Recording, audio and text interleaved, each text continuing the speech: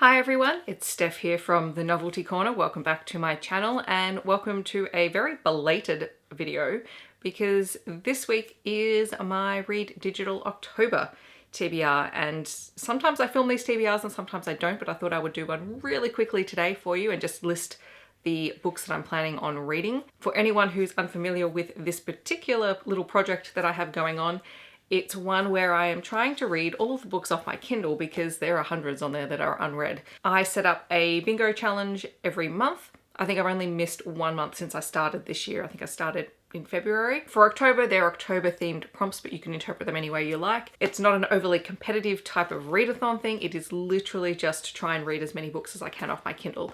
So you can try to aim for bingo 3 across, 3 down, or 3 diagonal, or you can try and fill the board. I always pick a book for each prompt. I am less concerned about reading 9 books in a week as I am concerned about just reading as many books as I can throughout the week. I'll pop the bingo board on the screen. You can always find it linked on my blog. There is a little tab across the top of the website that says the Read Digital Challenge for the month. So you can always find them there. All the past ones are still there as well. And I will have the next one up for November on the 1st of November. If I ever forget to talk about it here on my channel, it's always there on my blog. Like I said, this is going to be super quick. I just wanted to put it up there today. The first challenge is to read a spooky book, and for this I'm planning on reading The Hunting Grounds by Katie Robert. This is the second book in the Hidden Sins series, which is a romantic suspense featuring FBI agents.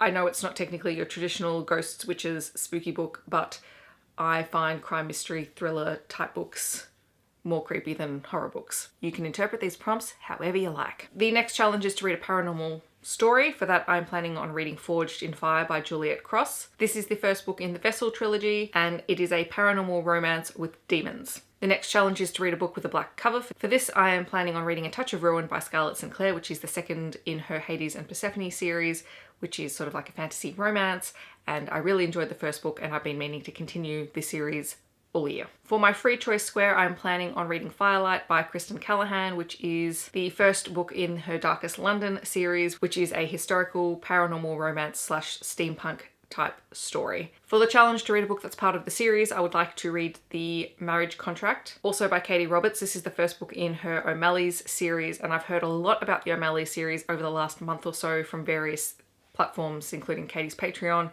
and a few podcasts, and I've never read this particular series, so I would like to start it. For the challenge to read a book with an illustrated cover, I'm planning on reading Spoiler Alert by Olivia Dade. I've heard a lot about Olivia Dade this year since her 40 Love book was released, but Spoiler Alert is her newest release and I've heard a lot of good things about it. For a comfort read, I am planning on reading Big Ben by Nana Malone. I have not read any of her books previously, but it is a contemporary romance story and it is book 1 in the See No Evil trilogy. For the challenge to read a book published before 2015, I have Rule Breaker by Kathy Pagao, and I think this is queer science fiction, so it would be really great to try and slip this one in this week. And for the last challenge to read a book with an orange cover, I'm planning on reading Bound to You by Alison Carraway, which is a paranormal romance featuring battle angels and demons. So hopefully I'm going to read a good few of those this week, so stay tuned for next week's Books Beside My Bed video to see what I actually get through. Traditionally, sometimes these books get DNF'd and I pick something else, but overall I'm really excited to try and get as many of these read as I possibly can. I will leave a link to the bingo board down below. I hope that wherever you are in the world, you are doing well, you are staying safe and healthy, and I will catch you guys very soon in my next video.